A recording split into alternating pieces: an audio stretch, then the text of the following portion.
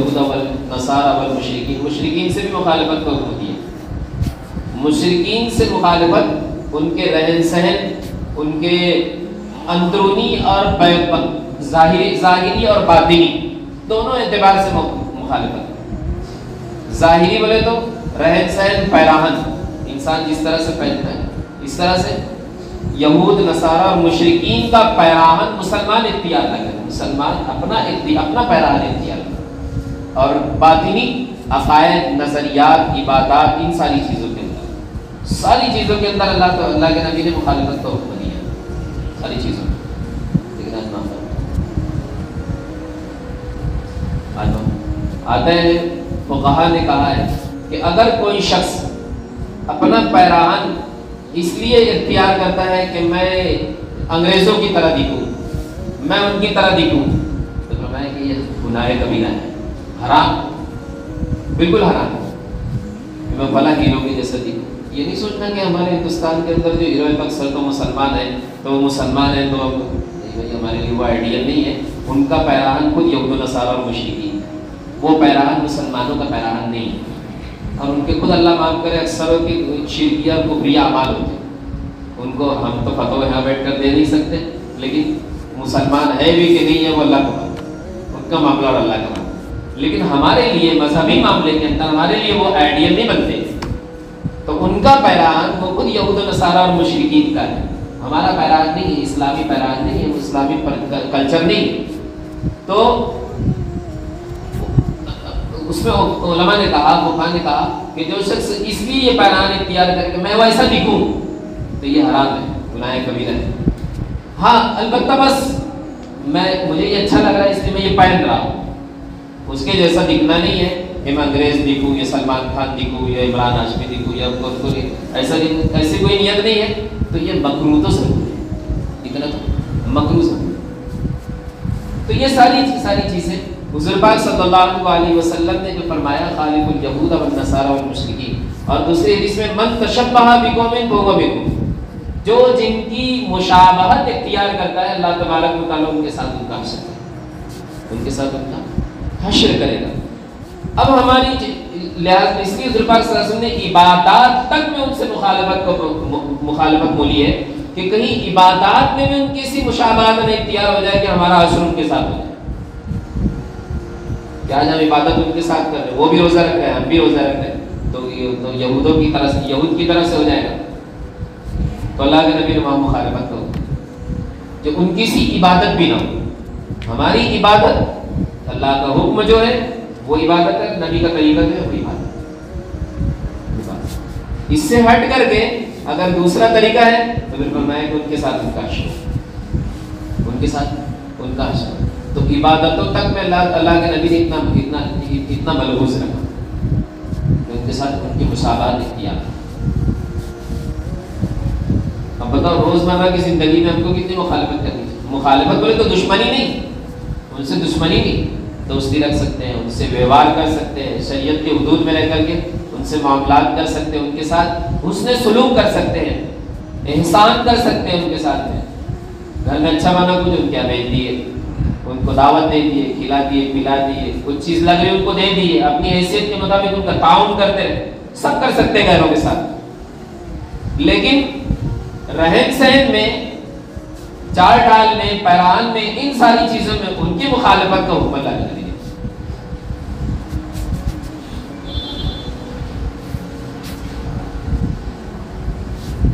ان کی مخالفت آگے اسی حدیث کے اسی کے اندر ہے، اسی قرآن کی آیت میں، لہذا تم اپنے آپ پر ظلم مت کرو، فلا تظلموا فیہن انفسکم، ان 4 مہینوں کے اندر اپنے آپ پر ظلم مت کرو. ظلم سے کیا مراد ہے؟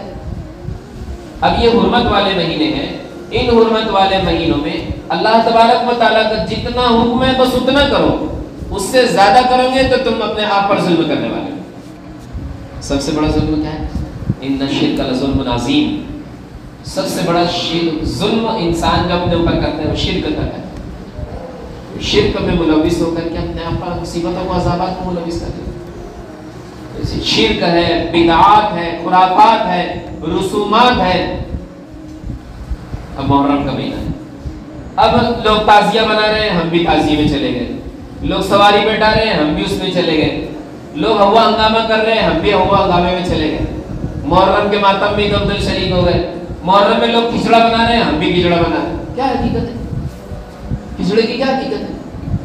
کوئی حقیقت نہیں ہے۔ کسی چیز کو کسی دن لا کر کے اس کو لازم بنا لینا ٹھیک نہیں۔ آج بنا کے کھا لو کھچڑا، نفس کھچڑا کوئی برا نہیں ہے، لیکن اس کو محرم سے لا کر کے جوڑ دینا یہ ٹھیک نہیں۔ اب لوگ بولیں گے اس میں کون سی دال حرام کی ہے، کون سا گوشت اس میں حرام کا ہے، کون سا گھی اس میں حرام ہے۔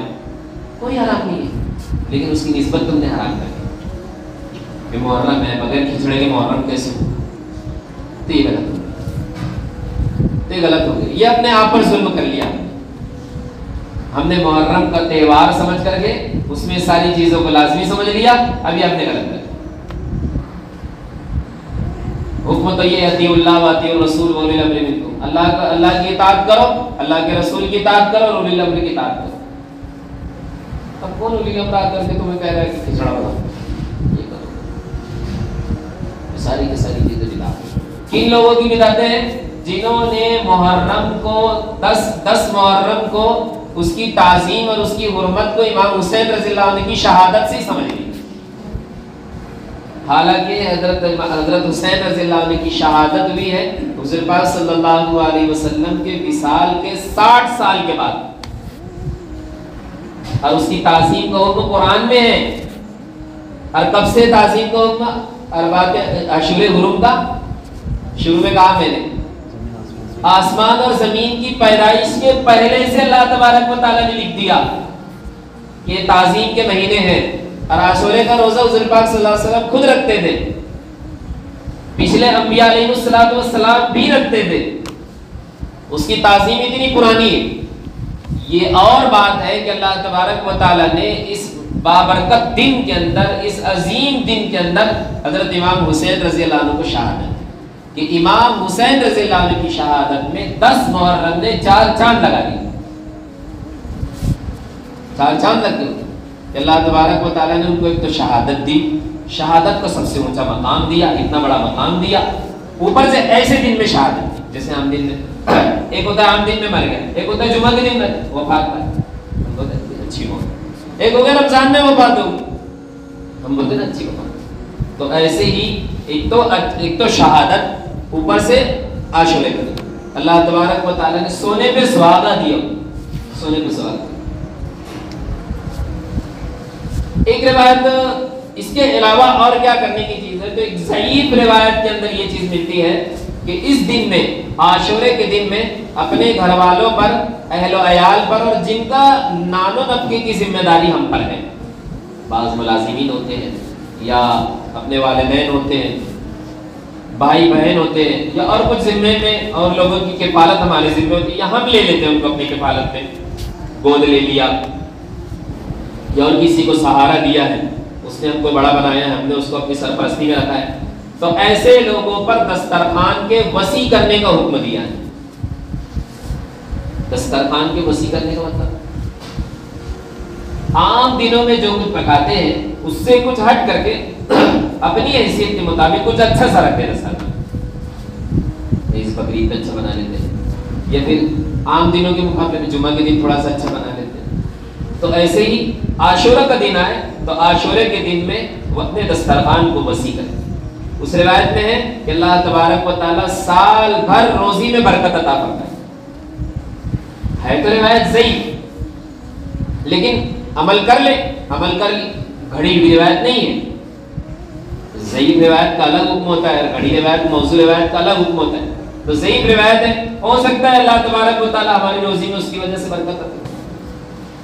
تو ایک چیز جو میں نے کہا، ایک تو ہے روزہ رکھنا، اور دوسری چیز ہے دسترخوان کو وسیع کرنا۔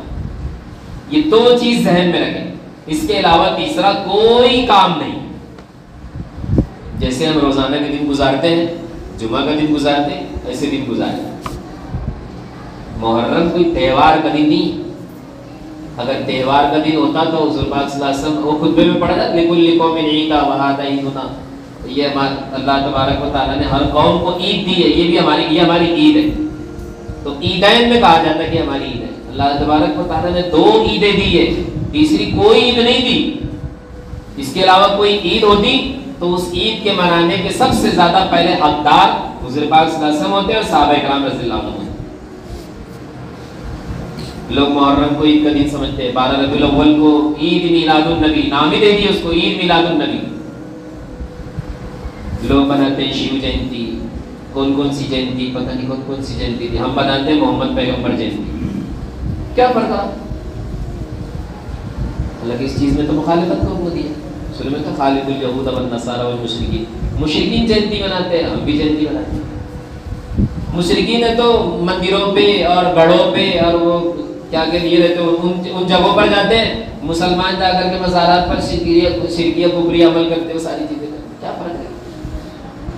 اس لیے بہت محترم بزرگ دوستوں، اللہ کے نبی اللہ تبارک و تعالیٰ نے جو فرمایا فلا تظلموا فیہن انفسکم، اس سے مراد یہ کہ اپنے آپ پر ظلم مت کرو. شرک سے، کفر سے، بدعات سے، خرافات سے، رسومات سے، ان ساری چیزوں کے ذریعے سے اپنے آپ پر ظلم نہ کرو. اپنے آپ پر رحم کرو. اپنے آپ پر رحم کا تقاضا کیا ہے؟ اپنے آپ پر رحم کا تقاضا یہ ہے کہ شریعت کا جو حکم ہے وہ کرے، جتنا کرنے کا حکم اتنا کرے، نہ اس سے آگے نہ پیچھے. اللہ تبارک و تعالیٰ نے ایک معتدل دین دیا، اعتدال والا دین دیا، درمیانی مزاج کا دین دیا. ہماری کیپیسٹی، ہماری استعداد جتنی تھی، جس حیثیت سے اس اعتبار سے دی، اس کو مکمل. الیوم اکملت لکم دینکم واتممت علیکم نعمتی، آج میں نے تم پر اپنے دین کو مکمل کیا، اپنی نعمت کو تام کر دیا. واتممت علیکم نعمتی ورضیت لکم الاسلام، اور تمہارے لیے دین اسلام کو میں نے پسند کیا. کیا ہے؟ دین اسلام کو میں نے پسند کیا. دین اسلام کے علاوہ کوئی چیز پسند نہیں. اسلام کیا ہے؟ اللہ کا حکم، نبی کا طریقہ، سنت، نبی کی سنت. السنت تطلق والا قول رسول و فعلہ و ثبوتہ والا قوال الصحابہ و افعالہ. اب سنت کیا ہے؟ سنت اللہ کے نبی کا قول، حضور نے جو فرمایا، اللہ کے نبی کا فعل، حضور نے جو کیا، صحابہ کا قول، صحابہ نے جو کہا، صحابہ کا فعل. قول الرسول و فعلہ و ثبوتہ، اور اللہ کے نبی کا ثبوت، صحابہ نے اللہ کے نبی کی موجودگی میں کچھ کام کیا اور اللہ کے نبی نے کچھ نہیں کہا، وہ بھی سنت، اس پر بھی سنت کے اطلاق ہوتا ہے، وہ بھی شریعت کا حصہ ہے. والا اقوال صحابہ و افعال، اور صحابہ کے قولوں پہ، صحابہ نے جو کہا اور ان کا جو فعل. اس کے علاوہ جو چیزیں ہیں وہ سنت سے ہٹتی ہیں. جو نئی چیزیں وجود میں آتی ہیں وہ چیزیں ان چیزوں سے تال میل بیٹھتی ہے تو پھر وہ شریعت ہے، وہ سنت ہے. اس سے تال میل نہیں بیٹھتی تو وہ چیز نہیں بیٹھتی. آج جتنی چیزیں خرافاتیں ہوتی ہیں اس کا تعلق شریعت سنت سے کچھ نہیں ہے. حضور کی زندگی سے، صحابہ کی زندگی سے اس کا کوئی تال میل نہیں ہوتا. اس لیے میں نے صاف الفاظ میں روایتوں کے ذریعے سے بتا دیا کہ 10 محرم آ رہا ہے تو اس میں یہ تو بہت ساری چیزیں کرنے کی جاتی ہیں. آپ تو گاؤں میں، شہر میں جو بعض شہر ہوتے ہیں وہاں پہ دیکھنے کی چیز کیا کیا نہیں کرتے، بس اللہ رحم کرے. اسلام کے علاوہ سب نظر آئے، دین و شریعت کے علاوہ سب نظر آئے. یہاں پہ موٹے الفاظ کے اندر روایتوں کو سامنے رکھ کر کے میں نے کہا کہ 2 چیزیں کرنے کی. کیا ہے؟ ایک تو روزہ ہے، دوسرا دسترخوان وسیع کرنا. اور نہیں کرنے کا کیا ہے؟ فلا تظلموا فیہن انفسکم. اس کے علاوہ ایسی کوئی چیز نہ کرو جس سے اپنی ذات پر ظلم ہو جائے، جس سے اپنی ذات پر ظلم ہو جائے، ایسا کوئی نہ کرے. اللہ تبارک و تعالیٰ